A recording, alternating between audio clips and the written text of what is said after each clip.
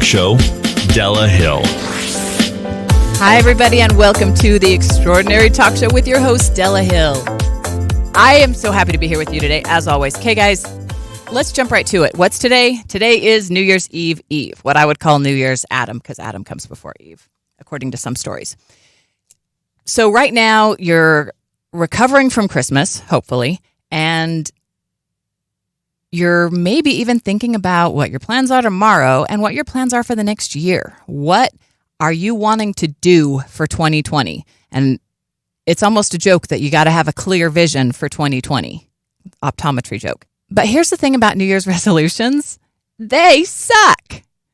If you weren't resolved to do something on December 30th today, there's no way that you're going to be any more resolved to do that January 1st. Today, Monday, Wednesday the 1st, if you're not committed now, deciding that you're committed on January 1st isn't going to make any difference. And you've probably learned this because you've probably made these types of hopes and dreams and plans for New Year's resolutions before. And then what happens? You set your resolutions, you make all these goals. Most of them are related to how we eat or working out, right? Because we think that that's something that would be easy for us to change and easy to control. And it is something that we care about. But then what happens is because you never really were resolved to it, it just seemed like a good idea, but you weren't ever really resolved, it kind of goes by the wayside. And then by the end of January, all the studies show that most people have given up their New Year's resolutions by the end of January. And those that don't give them up in January, it's okay. They give them up in February. They're just a little bit slower about it. Once in a while, somebody actually succeeds at a New Year's resolution. But here's the thing.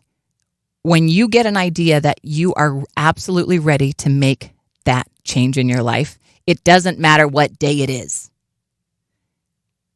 Waiting till January 1st to make a change is pointless. And can we talk for a minute about what happens when you set the goal, you set the New Year's resolution, and then it doesn't work? You don't fulfill it. You don't make it to the gym 3 times a week. And then you start to feel bad. Then you start to feel like a failure. Then you start to get down on yourself and all that negative self-talk starts. Okay, let's avoid that. Let's skip that altogether by not making resolutions that are stupid that you're likely to not finish and then feel worse about. Matter of fact, many people don't make New Year's resolutions because they know that they're not really resolved. They know they're not really resolute on committing to it. And they know that when they slip backwards into their old habits, that then they're going to feel that failure. Then they're going to feel like crap. And then they're going to feel worse.